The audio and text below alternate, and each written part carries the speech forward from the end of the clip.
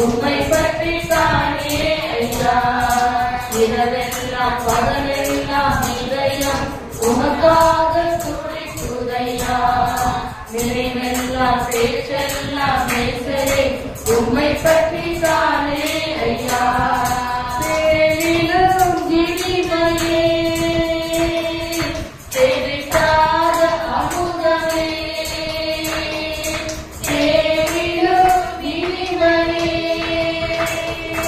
தெரிக்காத அமுதமே தேடியும் கிடைக்காத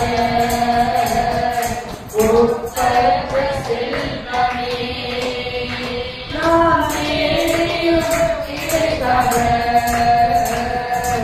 ஒப்பற்ற செல்வமே இரவெல்லாம் பகலெல்லாம் இதயம் உமக்காக துடிக்குதையா நினைவெல்லாம் பேச்செல்லாம் நேசரே உம்மை பற்றி தானே ஐயா இரவெல்லாம் பகலெல்லாம் இதயம் உமக்காக துடிக்குதையா நினைவெல்லாம் பேச்செல்லாம் நேசரே உம்மை பற்றி தானே ஐயா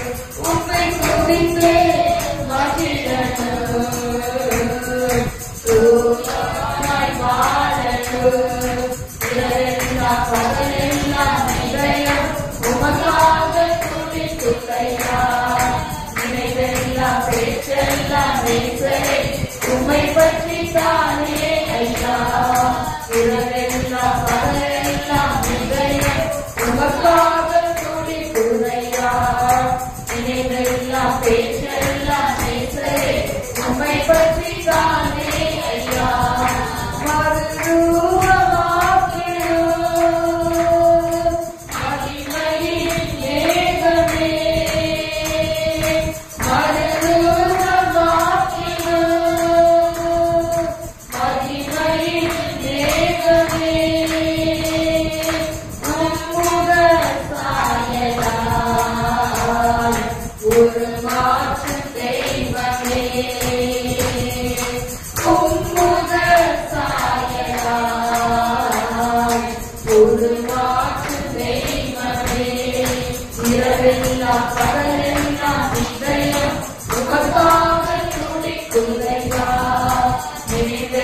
பேச்செல்லாம் நேசரே உம்மை பற்றி தானே ஐயா இரவெல்லாம் பகலெல்லாம் இதயம் உமக்காக துடிக்குதையா நினைவெல்லாம் பேச்செல்லாம் நேசரே உம்மை பற்றி தானே ஐயா கொடியாக படரணும்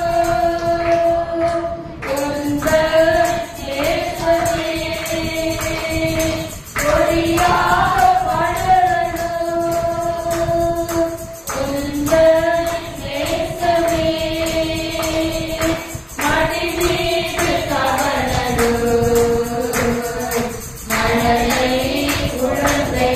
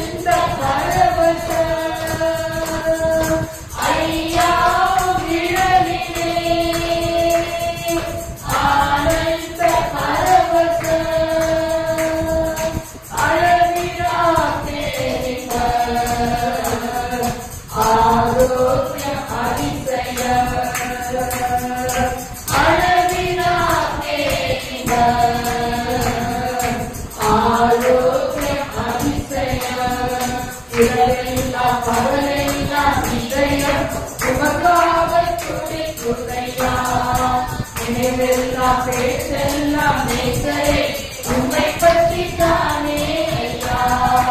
இரவெல்லாம் பகலெல்லாம் இதயம் உமக்காக துடிக்குதையா. நினைவெல்லாம் பேச்செல்லாம் நேசரே உம்மை பற்றி தானே ஐயா. இரவெல்லாம் பகலெல்லாம் இதயம் அவருக்காக துடிக்குதான், தேவனுக்காக துடிக்கிறா. இன்னைக்கு நம்ம நினைச்சு பார்க்கணும், ஆண்டவரை என்றைக்கு நான் சந்திக்க போகிறேனோ, ஆண்டவர் இயேசு எப்பொழுது வர இருக்கிறாரோ என்று சொல்லி, அது மாத்திரமல்ல அனுதினமும் ஆண்டவருடைய சமூகத்திலே நான் காத்திருக்கிற வேளை எப்ப வருமோ என் நேசர் குரல் கேட்குமோ என்று சொல்லி ஒரு வார்த்தை எனக்கு ஆலோசனை கிடைக்காதா என்று சொல்லி உங்க பாதத்திலே நாங்கள் வரக்கூடிய அந்த வாஞ்சையும் தாகத்தையும் கொடுத்தீரா. இந்த நாள்ல கர்த்தாவே சோதரிக்கிறோம். போன் எடுத்தா கூட எவ்வளவு மணி நேரங்கள் பேசுவதா காணப்படுகிறோமே. என் ஆண்டவரோடு பேச, ஆண்டவர் பாதத்தை முத்தம் செய்ய, நம்முடைய பாதத்திலே எங்களுடைய பாவங்களை அறிக்கையிட்டு, மீறுதல்களை அறிக்கையிட்டு, ஆண்டவரே எங்களுடைய வட்டாரத்துக்காக, எங்கள் தேசத்துக்காக, உலக நாடுகளின் பல பகுதிகளுக்காக, எங்கள் ஆண்டவர் வெளிப்படுத்துகிற பல குறிப்புகளுக்காக நாங்கள் ஜெபிக்க எங்களை தாழ்த்தி எங்களுடைய பாதத்தில் அர்ப்பணிக்கிறோம். எங்களோடு தங்கிடும் இந்த வரவிருக்க பிள்ளைகளை துரிதமாய் கொண்டு வா. ஒரு ஜெப ஆவி, விண்ணப்பத்தின் ஆவி, மன்றாட்டின் ஆவி, கிருபையின் ஆவியை நாங்கள் பெற்றுக்கொண்டவர்களாய் கடந்து செல்ல கிருபைத்தார். நாங்கள் ஜெபிக்கிற ஜெபங்கள் அதே தகப்பனே உங்களுடைய சந்நிதியிலிருந்து எங்களுக்கு பதிலை கொண்டு வரணும். ஆண்டவரே, எலியா ஜெபித்தது போல அப்பொழுதே அக்கினியாக இறங்கினீரே, அது போல எங்கள் ஆண்டவரே அநேக விண்ணப்பங்களுக்கு பதில் கொடுத்து ஆசீர்வதிக்க ஜெபிக்கிறோம். இயேசுவின் நாமத்தில் ஜெபிக்கிறோம். ஆமென். ஆமென். இந்த நாள் நம்ம ஒரு சின்ன பகுதியை நம்ம தியானிக்க போறோம். உபவாச ஜெபம், தேசத்துக்காக, பிறருக்காக ஜெபிக்க நீங்க நம்ம வந்திருக்கிறோம். இந்த நாள்ல நாம பார்க்க வேண்டிய ஒரு சின்ன பகுதி நிறைய பொருள் அதை நம்ம பார்க்க போகிறோம். அந்த மாதிரி ஒரு விட்டா நம்ம என்ன செய்கிறோம், வசனங்களை பார்க்க போகிறோம். யோவான் 3ஆம் அதிகாரத்துல முதல் வசனத்திலிருந்து ஒருத்தர் வாசிங்க. இரண்டாம் தரம் கர்த்தருடைய வார்த்தை யோனாவுக்கு உண்டாகி, அவர் நீ எடுத்து மகா நகரமாகிய நினிவேக்கு போய் நான் உனக்கு கற்பிக்கும் வார்த்தையை அதற்கு விரோதமாய் பிரசங்கி என்றார். யோனா எழுந்து கர்த்தருடைய வார்த்தைப்படியே நினிவேக்கு போனார். நினிவே 3 நாள் பிரயாண விஸ்தாரமான மகா பெரிய நகரமாய் இருந்தது. யோனா நகரத்தில் பிரவேசித்து 1 நாள் பிரயாணம் பண்ணி இன்னும் 40 நாள் உண்டு.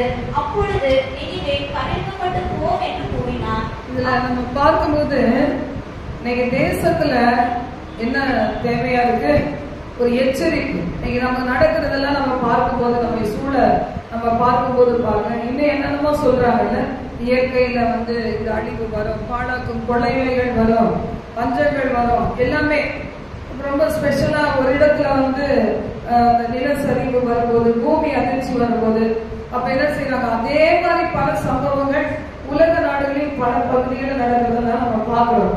இது எல்லாமே சம்பவிக்கும்னு ஆண்டவர் சொல்லி இருக்கிறாரு. இதெல்லாம் என்னவா, வேதனைகளுக்கு ஆரம்பம். இப்போ நம்ம ஆண்டவர் சொல்றது போல வாசலண்டையே வந்து விட்டார். ஆண்டவராகிய கர்த்தர் வாசலண்டையே வந்து விட்டார்.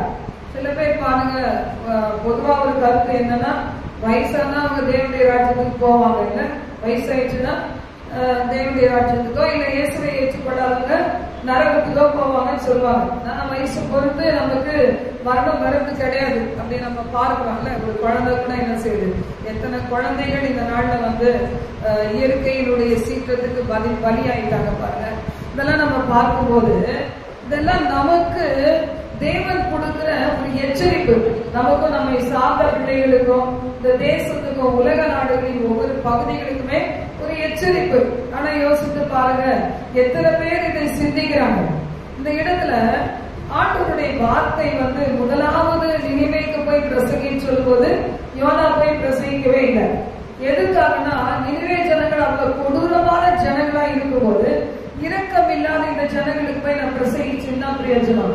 இவங்க எல்லாம் மனம் திரும்ப போறாங்களா? இப்ப நம்ம கூட நினைப்போம்ல, ஒரு குடிகாரனுக்கோ இல்ல பாவ பழக்க வழக்கத்துல ரொம்ப மூழ்கி இருக்கவங்களுக்கோ, ஒரு பணக்காரனுக்கோ கொள்ளக்காரனுக்கோ நம்ம என்ன செய்ய மாட்டோம், போய் நம்ம சொல்ல மாட்டோம். நமக்கு கண்ணுக்கு முன்னாடி எத்தனையோ குடிகாரங்க இந்த கடையில விழுந்து கிடக்குறாங்க, ரோடோரங்கள்ல இருக்கிறாங்க. நம்மள யாருக்குமே அந்த ஒரு தைரியம் வருது. அவங்களுக்கு போய் சொல்றதுக்கு என்ன நினைக்கிறோம்னா, இந்த ஆள் உயிரோடு இருந்து செத்து போனவங்க பரவாயில்ல தான் நினைக்கிறோம். அப்படிதான் இந்த யோனாவு கூட நினிவே ஜனங்களுக்கு போய் எச்சரிக்கை கொடுத்து இவங்கெல்லாம் திருந்துவாங்கன்ற ஒரு நம்பிக்கை இல்லை. ஏன் திருந்தன்னு கூட அவர் நினைச்சு பார்ப்பாங்க.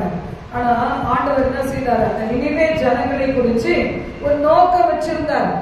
அதனால்தான் இந்த யோனா தர்ஷீஷுக்கு ஓடி போனாலும் அவனை கரெக்டான பாதையிலே கொண்டு வந்து அந்த நினிவேக்கு பிரசங்கிக்கிறதுக்காக என்ன செய்யறாரு, அந்த நீர் வயிற்றிலிருந்து வெளியே கொண்டு வந்து யோனா தேவனுடைய சித்தத்தை செய்யும்படிக்கு என்ன செய்யறாரு, கர்த்தர் அந்த காரியத்தை நிறைவேற்றினார் என்று சொல்லி நம்ம பார்க்கிறோம்.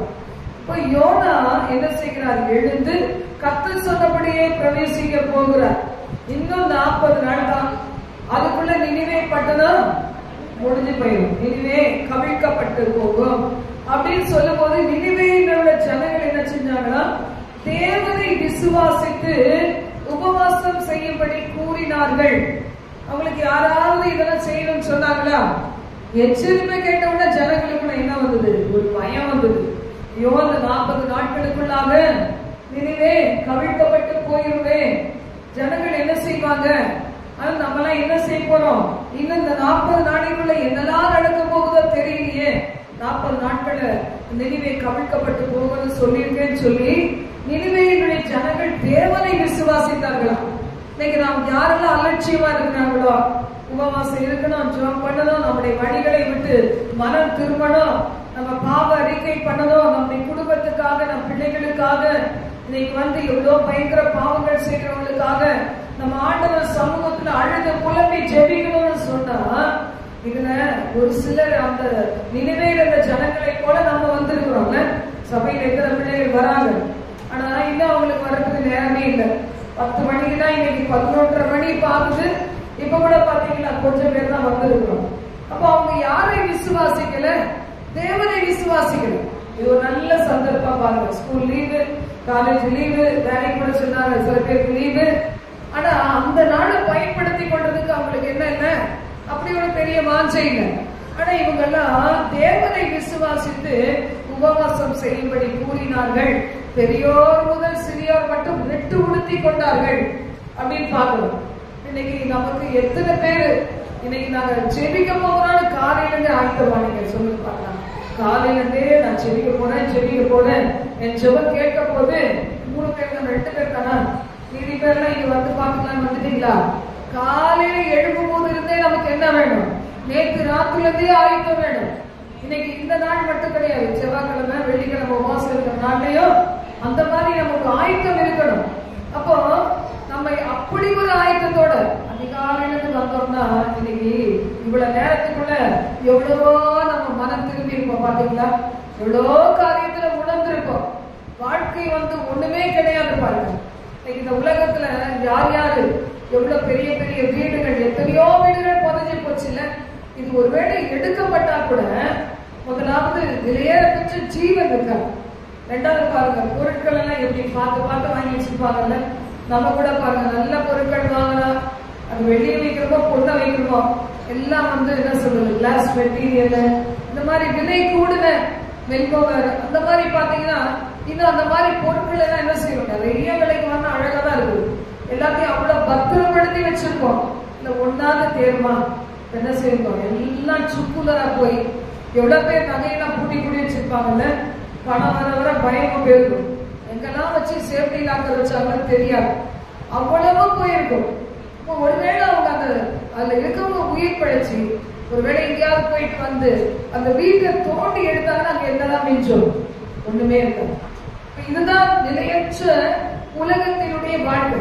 அந்த நாள்ல குறிப்பிட்ட நாள்ல யாரோ சினிமா ஷூட்டிங் எல்லாம் போனாங்க, எனக்கு ரொம்ப தெரியாது, ஏதோ போட்டிருந்தாதான் கேள்விப்பட்டேன். அவங்க மட்டும் என்ன அவ்வளவு மனுஷன் தானே இல்ல, நம்ம போல அவங்களும் மனுஷன் தான், அவங்க எல்லாம் மறிச்சு போயிட்டாங்க அப்படின்னு சொல்லி போட்டிருந்தது. அவங்க பாருங்க, இந்த மாதிரி எத்தனை பேர். இதுதான் மனுஷனுடைய வாழ்க்கையிலே அறியாதபடி அதையே பெருசா நினைச்சுட்டு என்ன செய்யறாங்க, அநேகர் தங்களுடைய வாழ்க்கையை நடத்தி கொண்டே இருக்கிறாங்க. நம்ம சபையில் இருக்கிற பிள்ளைகளும் அதே மாதிரிதான் இருக்கணும். ஒரு சிலர் தான் என்ன செய்யறோம், ஆண்டவரை பார்க்கணுங்கிற ஒரு வாஞ்சை, எப்ப வந்தாலும் ஆயத்தமா இருக்கணுங்கிற ஒரு வாஞ்சை இருக்குது. மற்றவங்க மரணத்தை பத்தி பயப்படுறாங்களே தவிர அதுக்கு முன்னாடி நான் செய்ய வேண்டியது என்னன்றத நம்ம என்ன செய்யறோம், செய்யறதுக்கு நினைக்க மாட்டேங்கிறோம். வெறும் கையோடே போய் பரலோக ராஜ்யத்துக்கு நிக்கிறது நம்ம நினைக்கிறோமா?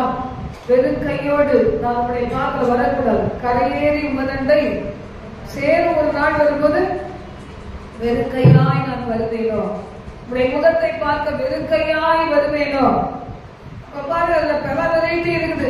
ஆத்மாக்களை ஆதாயப்படுத்துறது பல வகையை ஆதாயப்படுத்துறாங்க.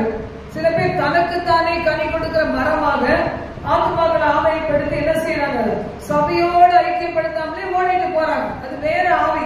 அதை பத்தி நம்ம பேச வேண்டாம் இந்த நாள்ல. நமக்கு நிறைய காரியங்கள் இருக்கு.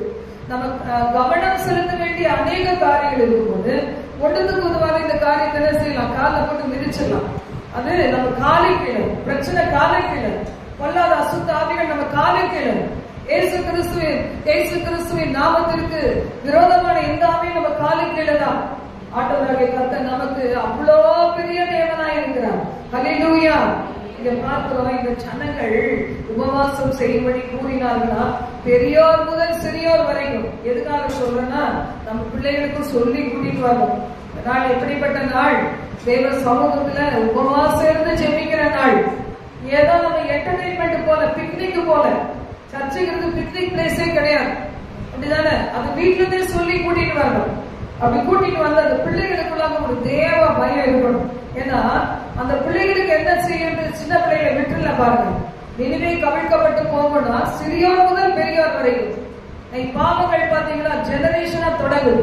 அம்மா அப்பாவுடைய பாவம், பாட்டி தாத்தாவுடைய பாவம் பாத்தீங்கன்னா, அந்த அப்பா என்ன செய்யறாங்க, அந்த தாத்தா என்ன செய்யறாங்க, அந்த பாட்டி என்ன செய்யறாங்க, அதையே பிள்ளைகளுக்குள்ள நம்ம பார்க்கலாம் பாருங்க. ஒரு உதாரணத்துக்கு எடுத்துக்கிட்டீங்கன்னா, அப்பா கால் மேல கால் தூக்கி போட்டுட்டு அப்படியே உட்கார்ந்து இருக்கிறாருன்னா பிள்ளைக்கு அது சொல்லியே தர வேண்டாம். அதுவும் கால் மேல கால் தான் குட்டி பிள்ளைல இருந்தே போடும். பாத்துருக்கீங்களா? அது எப்படி வந்தது யாரு வந்து நமக்கு தெரியாது. அப்பா என்ன செய்யறாங்க, அம்மா என்ன செய்யறாங்க, அதையே குழந்தையும் செய்யும். இதே மாதிரிதான் பாத்தீங்கன்னா பாவங்கள் பின்தொடர்ந்து வருவது போல தேவ பயம் வரணும். நம்ம எதை ஊட்டி வளர்க்கிறோமோ அதுதான் பிள்ளையாக நம்ம குழந்தையை பார்க்க முடியும். இன்னைக்கு இருக்க குட்டி பிள்ளைகள், இன்னைக்கு இருக்கிற பிள்ளைகள் தான் நாளைக்கு யாரு பெரிய ஒருவேளை அரசியல் தலைவர்களாக வரலாம், பெரிய ஊழியக்காரர்களாக வரலாம், மிஷனரிகளாக வரலாம், தேசத்தை கலக்கலாக வரலாம்.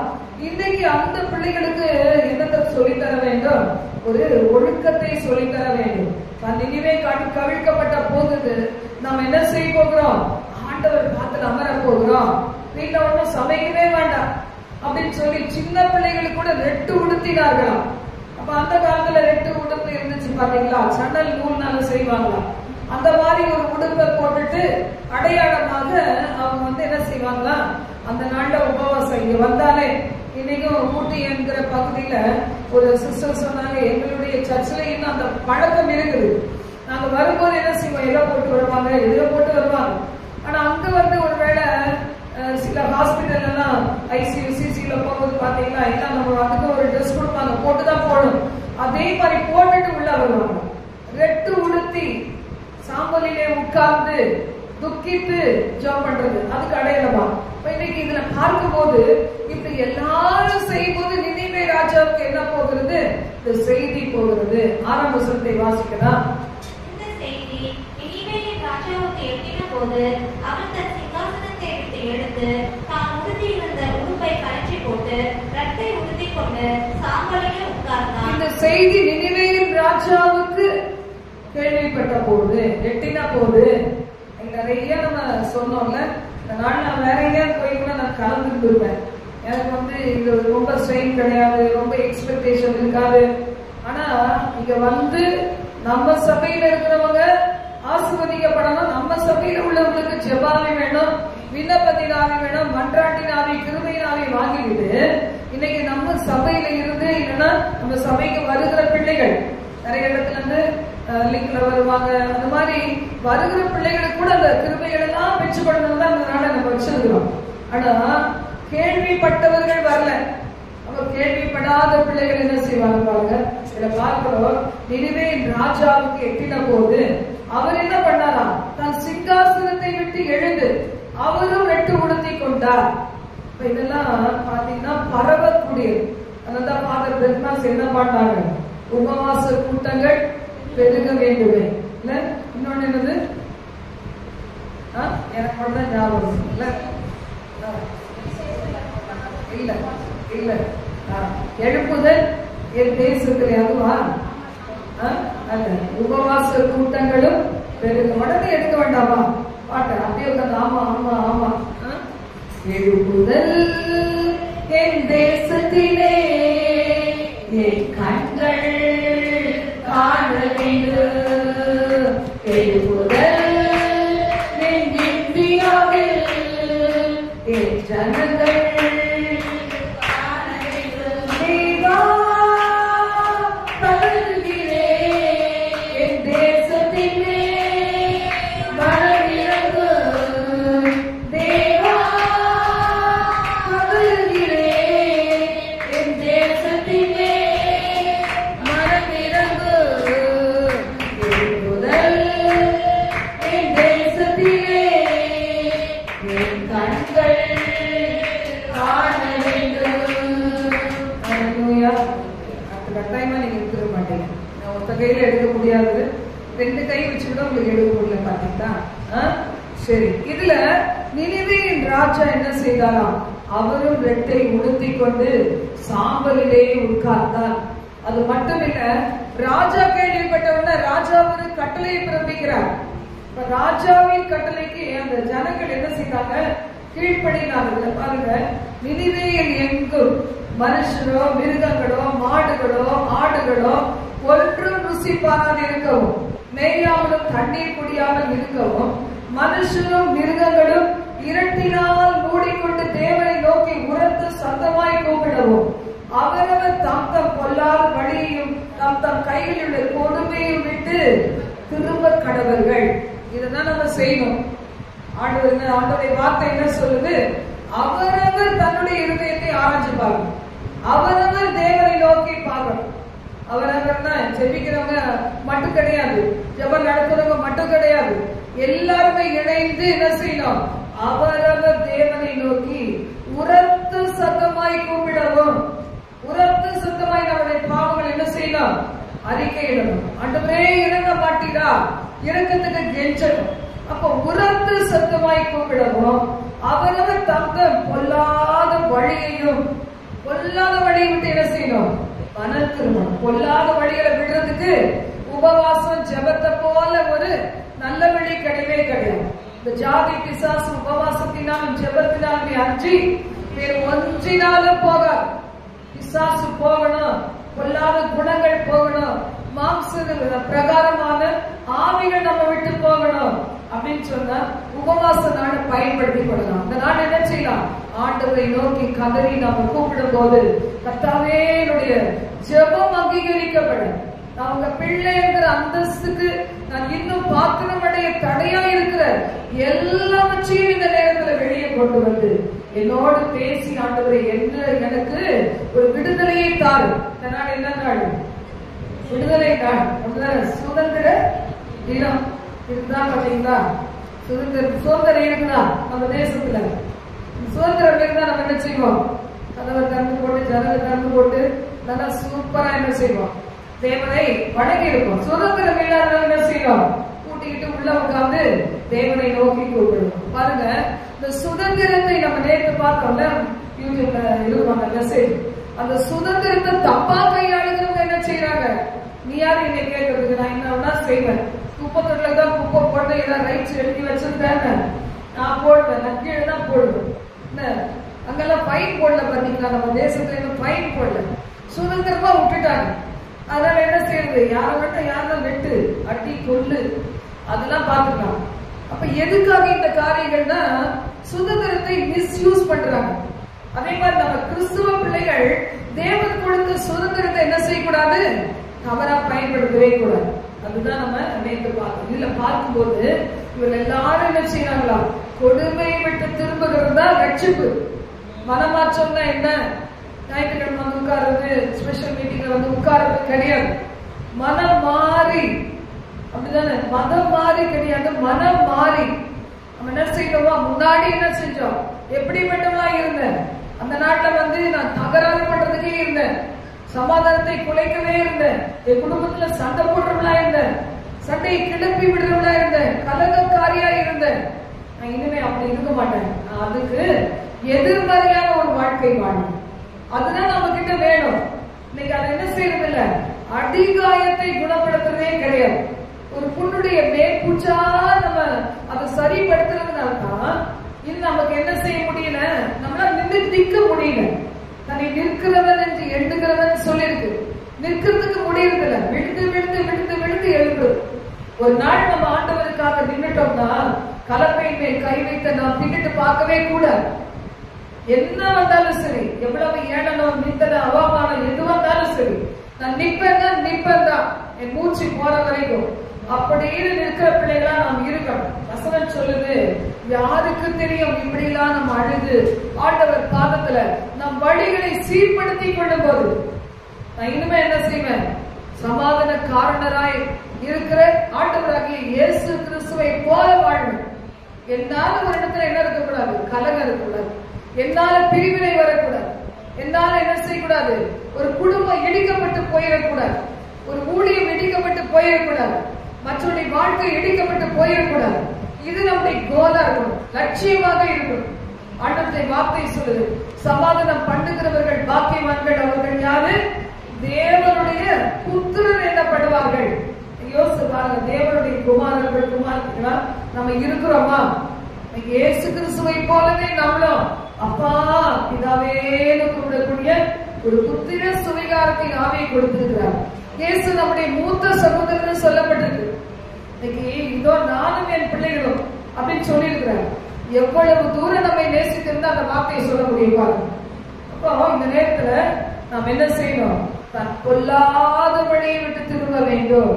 அவரை நோக்கி உரத்த சத்தமாய் கூப்பிட வேண்டும். நம்முடைய கொடுமை, கைகளில் உள்ள கொடுமையை விட்டு திரும்ப வேண்டும். அப்படி இருந்தாதான் ஆண்டவர் வரும்போது போக முடியும். நாம ஜெபிக்க போகிற எல்லா ஜெபங்களுக்கும் பதில் கிடைக்க முடியும். பாருங்க, 9ஆம் வசனத்தை வாசிப்போம். யாருக்கு தெரியும்? யாருக்கு தெரியும்? நாம் அழிந்து போகாதபடிக்கு ஒருவேளை தேவன் மனஸ்தாபப்பட்டு தம்முடைய உக்கிர கோபத்தை விட்டு திரும்பினாலும் திரும்புவார் என்று கூற சொன்னார். யாருக்கு தெரியும் நாம் அழிந்து போகாதபடிக்கு? இன்னைக்கு தமிழ்நாடு மட்டும் அடையாம இருக்குமா? எல்லாரும் போய் நம்ம மட்டும் குழைச்சிருந்து என்ன பிரயோஜனம்? யோசித்து பாருங்க. எங்க வீடு மட்டும் காப்பாற்றப்பட்டுருச்சு, எல்லாரும் செத்து போயிட்டாங்க, என்ன பிரயோஜனம்? அந்த ஒரு வாழ்க்கை மனசாட்சி நம்மளை கொண்டு போட்டுரும். பார்த்துருக்கீங்களா? மரணம் ஒண்ணு அங்க ஒண்ணு சமைச்சா பரவாயில்ல, வலசல் வாக்கமே போயிடுச்சு, நாங்க ஒரு 10 குடும்பம் மட்டும் எஞ்சி இருக்கிறோம் அப்படின்னா அது இருக்கிறதுல ஒரு பிரயோஜனம் இல்லவே இல்லை. நம்ம பாருங்க, எங்கேயோ ஒருத்தர் எங்கேயோ ஒரு இடத்துல இயற்கையின் அழிவுகள் நாசமோசங்கள் வரும்போது அதை குறிச்சு அக்கறையே இல்லாம இருந்தா நமக்கு என்ன பிரயோஜனம்? மனசுலே கிடையாது. இயேசுவை அறியாத எவ்வளவு பிள்ளைகள் பாருங்க எப்படிலாம் உதவி செய்யறாங்க, தன் ஜீவனையே பணி வச்சுதான் போறாங்க. அந்த இதெல்லாம் தோண்டும் போது மண் சரிவு ஏற்பட்டா இவங்களும் கூட போயிடுவாங்க. அது தெரிஞ்சுதான் என்ன செய்யறாங்க? இன்னும் கொஞ்சம் பேர் உயிரோடு இருக்கவங்களை காப்பாற்றலாம், யாராவது உயிரோட இருப்பாங்களா அப்படின்னு சொல்லி ஆவலோடு அவங்க என்ன செய்தாங்களா? எத்தனையோ நாள்ல செய்ய முடிக்க வேண்டியது சீக்கிரமா செய்து முடித்தாங்களா? நம்முடைய ராணுவ வீரர்கள் போட்டுருந்தாங்க பாத்தீங்களா? பாருங்க, அதுக்கெல்லாம் நம்ம என்ன செய்யணும்? கர்த்தருக்கு நன்றியுள்ளவர்களாக இருக்கணும். தேசத்துக்காக, நம் தேசத்துக்காக ஆண்டவரை ஸ்தோத்திரிக்கணும், தலைவர்களுக்காக ஸ்தோத்திரிக்க வேண்டும். இன்னைக்கு இன்னும் அநேக காரியம் செஞ்சாங்கன்னா தான் நம்ம சொல்லுவோம் பாருங்க, ஒரு குடும்பத்தையே நம்ம கட்டி எழுப்புறதுக்கு நமக்கு முடியல, இந்த தேசத்தையும் நாடுகளையும் கட்டி காக்கிறவங்கள மாதிரி நம்ம என்னைக்கு மாற முடியும்? அதாவது வீடு கட்ட தெரியாது சொல்லுவாங்க, ஆனா கட்டுற வீட்டுல மட்டும் என்ன செய்வாங்க? குறை பிடிப்பாங்க, குறை கண்டுபிடிப்பாங்க. இன்னைக்கு ஜனங்கள் நம்ம அப்படிதான் இருக்கிறோம், உருப்படியா எதுவும் செய்ய மாட்டோம், நான் செய்தவங்களையும் செய்ய விட மாட்டோம். இதுதான் இங்க நிறைய இடத்துல நடக்கக்கூடிய ஒரு காரியம். சொல்லிருக்கு, யாருக்கு தெரியும் நம்ம அழிந்து போகாம தேவன் காப்பாற்றுவாரு. இந்த வருஷம் முடியறதுக்குள்ள அது நடக்கும் இது நடக்கும். பாத்தீங்களா எவ்வளவு வருது பாருங்க. நம்மளும் ஒரு நாள் கேன்சல் பண்ணி ஜோம் பண்ணிட்டே இருக்கோம்ல. ஆண்டவருக்கு தேசத்தின் மீது நல்வார்த்தையை சொல்லுவோம், சின்ன குழந்தைகள் மேல் நல்ல வார்த்தையை சொல்லுகிறோம். நல்ல வார்த்தை, மரணமும் ஜீவனும் அவனவன் நாவின் அதிகாரத்துல இருக்கிறது. ஆனா தெரியும் நம்ம ஒரு முடிவை தான் நெருங்கி போயிட்டு இருக்கோம், நல்லா தெரியும். ஆனாலும் பாத்தீங்கன்னா நம்மளுக்கு உலகத்துல தேவன் உயிர் கொடுத்திருக்கிறாரே, அந்த நேரத்துல என்ன செய்யறோம்? கூடுமான ஆண்டவரே நீங்க இறக்க பாராட்டலாம். ஆண்டவரே உங்களுடைய பிள்ளைகள் இன்னும் பாக்கி இருக்கிறாங்களே, உலகத்துல பரிந்து பேசுற பிள்ளைகள் இருக்கிறாங்களே, நீங்க இறக்க பாருங்க அப்படிதான் நம்ம சொல்லுகிறோம் பாருங்க. அப்போ இங்க சொல்லும் போது ஆண்டவருடைய வார்த்தை பாருங்க சொல்லுது. 10ஆம் வசனத்தை வாசிக்கலாம். அவர்கள் தங்கள் பொல்லாத வழியை விட்டு திரும்பினார்கள் என்று தேவன் அவர்களுடைய கிரியைகளை பார்த்து தாம் அவர்களுக்கு செய்வேன் என்று சொல்லியிருந்த தீங்கை குறித்து மனஸ்தாபப்பட்டு அதை செய்யாதிருந்தார். இப்ப நம்ம இன்னைக்கு இந்த ஒரு சாட்சி நமக்கு இருக்குமா? ஜெபம் முடிக்கும் போது நம்மளுக்குள்ள ஒரு நிம்மதி வரும், ஒரு சந்தோஷம் வரும். ஆண்டவர் பார்த்துக்கிட்டே இருக்கிறார். ஒருவேளை ஆவியான தேவனாய் இந்த இடத்துல அசைவாடுகிறத நம்ம பார்க்காம இருக்கலாம். விசுவாசிக்க வேண்டும். விசுவாசிக்கிட்ட தேவனுடைய மகிமை நம்ம பார்க்கவே முடியாது பாருங்க. தேவன் உண்டு என்றும் அவர் தம்மை தேடுவதற்கு பலன் அளிக்கிறார் என்றும் நம்புகிறது தான் விசுவாசம். என்ன நாடுன்னு முதலே சொல்லிட்டேன், காலையில சொன்னல. இன்னைக்கு என்னல்ல விடுதலை பெறுகிற நாடு, பிசாசு பிடியில இருக்கிறவங்களையும் பிரிசூனிய கட்டில இருக்கிறவங்களையும் வியாதியை சொல்லி சுகப்படுத்துற நாடு இது கிடையாது. ஞாயிற்றுக்கிழமை காலை எதுக்கு வருகிறோம்?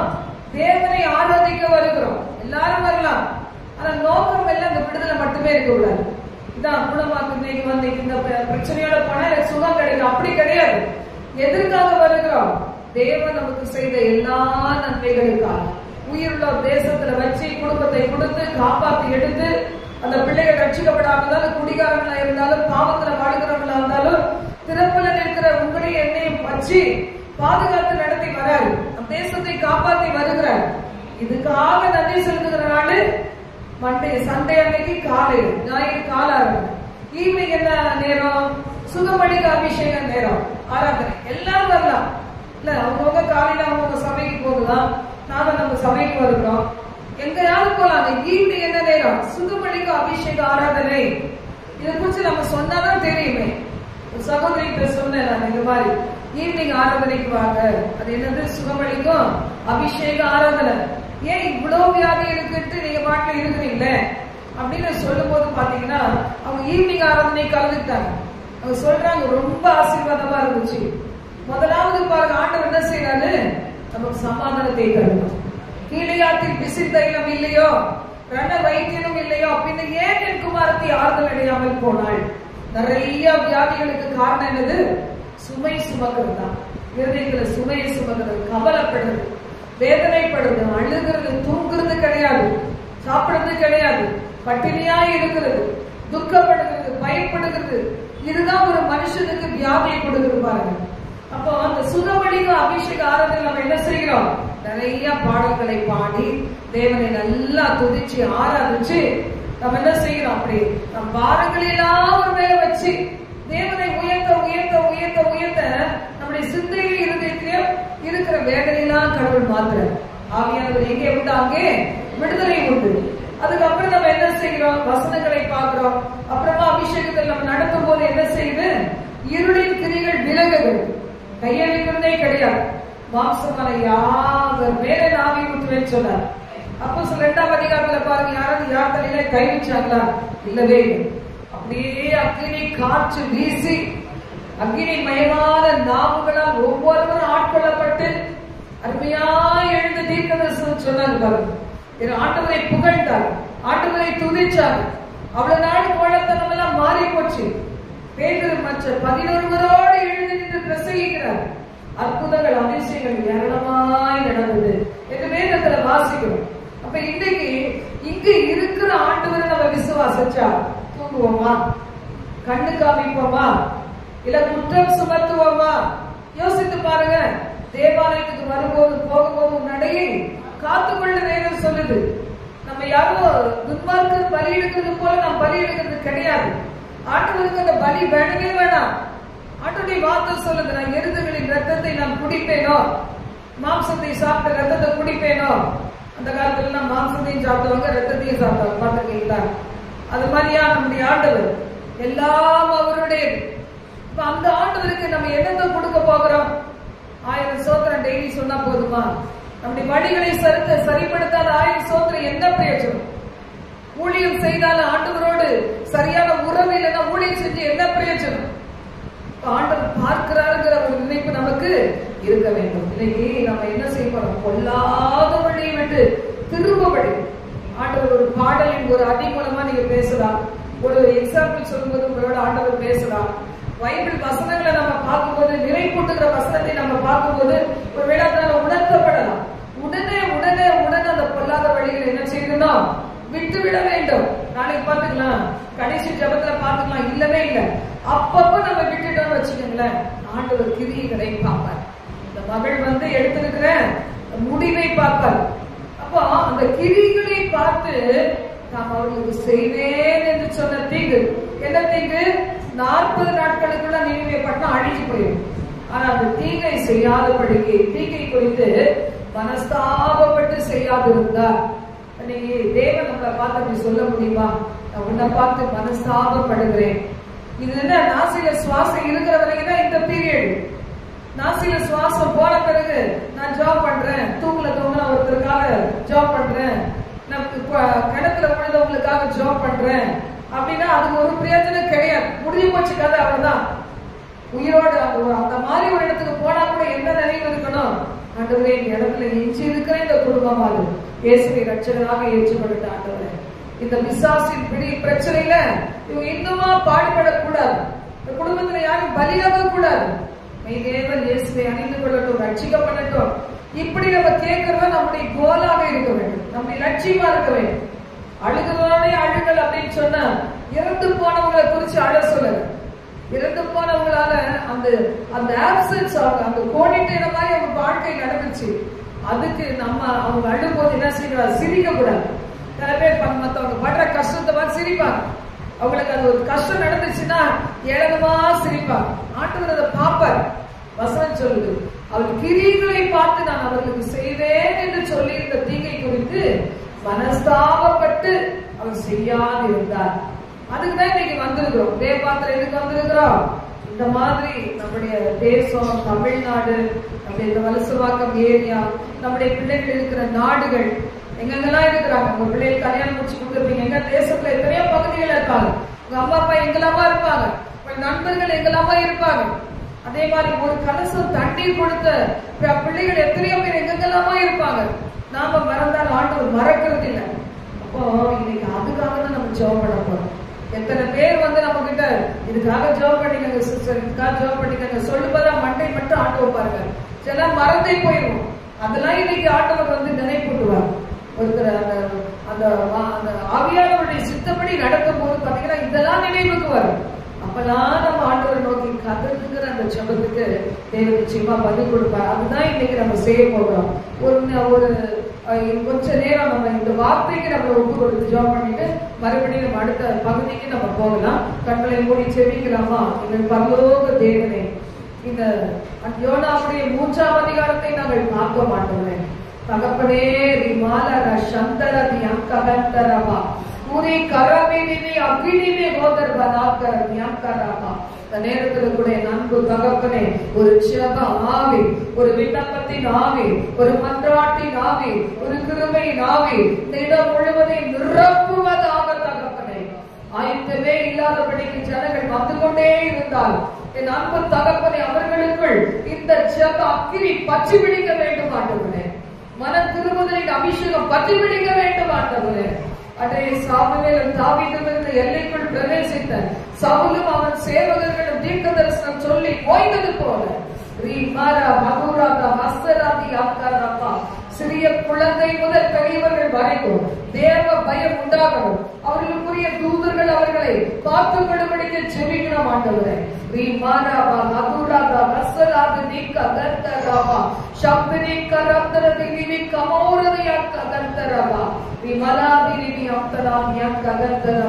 தகப்பனே பலத்த சத்தமாய் ஆண்டவரை நோக்கி கூப்பிட்டாங்கன்னு பார்த்தோம். எல்லாம் கம்மனு நீங்க பாருங்க, அமைதியா இருக்கு. யாரும் ஜெபிக்கிறாங்க, நம்ம இடத்துக்கு ஜெபிக்கிறோம். கடைசி ஆமன் போட்டு போயிட்டே இருக்கலாம். ஆண்டவர் கணக்கு கேட்பார். இந்த நாள் உன்னை இந்த இடத்துல இந்த கூட்டத்துக்கு கொண்டு வந்து உட்கார வச்சு ஜெபிப்பேன் நம்பி உட்கார வச்சுனே நீ ஜெபம் பண்ணியா இல்ல உட்கார்ந்து அப்படியே ஓகே அடிச்சுட்டு போற மாதிரி போனியா ஆண்டு நிச்சயமா கேட்பாங்க. நீ மாலா தேவ பயம் இருக்கணும். தேவனிடத்தில் சேரும்போது தேவ பயம் இருக்கணும். தேவனுக்கு பயப்படுகிற சிறியோரையும் பெரியோரையும் தான் கர்த்தர் ஆசீர்வதிப்பார். ஒரு தாய் தகப்பன் மூலமா குழந்தைகளை ஆசீர்வதிக்க மாட்டார். அந்த குழந்தைகளுக்கு தேவ பயம் வேணும். எத்தனையோ தீமையான காரியங்களை குழந்தைகளுக்கு சொல்லி வளர்க்கிற பெற்றோர் உண்டு. அந்த இடத்துக்கு போவார், அவங்களோட பேசாது. இங்க இருந்து அதை எடுத்துட்டு வா, இதை எடுத்துட்டு வா. தீய காரியங்கள் சொல்லிக் கொடுக்கிற உங்களுக்கு ஆண்டவராகிய கர்த்தருக்கு பயப்படுற பயத்தை சொல்லிக் கொடுக்க வேண்டியது எவ்வளவு அவசியம். நீ மாறா கோதரியா கரந்தரா உறவா கரதியா கரந்தரதியா கரப்பா அப்படிலாம் வளர்க்கப்பட்ட பிள்ளைகள் வாலிப வயதிலே எத்தனையோ பிள்ளைகள் இந்த நாட்கள்ல ஆண்டவரே தகப்பனை பின்மாற்றத்தில் இருந்து ஆண்டவரே பணம் சம்பாதிக்கிறது நோக்கமாக வைத்து வேலை பிசினஸ் என்று சொல்லி இன்னும் படிப்பு இன்னும் பேரு இன்னும் புகழ தேடணும் இதே ஓடிக்கிட்டு இருக்கிற பிள்ளைகள் அந்த மாயின் வலையிலிருந்து இன்று திரும்பி வருவார்களாக ஆண்டவரே. எல்லாம் அந்நிய பாஷைகளை பேசுகிறேன், உபாய விரிவாய்க்கிறேன். நான் அதை நிரப்பே சொல்லி இருக்கிறார்கள். ஒரு ஜெபக்கிரி ஆவியானவருடைய வல்லமையோடு செபிக்கிற ஒரு அபிஷேகம், கண்ணீரோடு செபிக்கிற ஒரு அபிஷேகம், ஒரு மனம் திரும்புகிற ஒரு அபிஷேகம். எல்லாம் கேளுங்க, பலத்த சத்தமா என் பாவங்களை நான் அறிக்கையிடுகிறப்பா. இதுவரைக்கும் நான் உண்மை குறித்து ஒரு விழிப்போடு இல்லாததுக்கு மன்னியும். இந்த ஜெப வீட்டை குறித்து, இந்த சர்ச்சை குறித்து, அன்றையில நீ வாசமாய் இருக்கிறீர் என்பதை குறித்து, உன் மகிமை வென்று தங்கியிருக்கிறது என்பதை குறித்து அலட்சியமாய் நடந்த காரியத்துக்கு மன்னிக்க ஆண்டுகிறேன், மன்னிக்க ஆண்டுகிறேன்.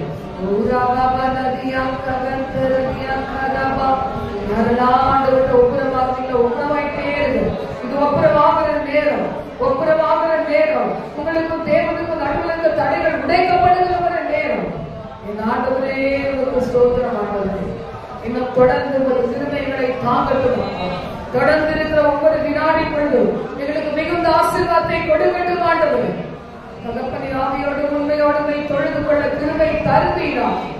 நாமத்தை மகிமைப்படுத்தும் எங்களோடு தங்கிரும். ஜீவனுள்ள அநேக சாட்சிகள் எழுப்பும்படி கிருபை தருவீராகும். இயேசுவின் நாமத்தில் ஜெபிக்கிறோம் பிதாவே. ஆமென்.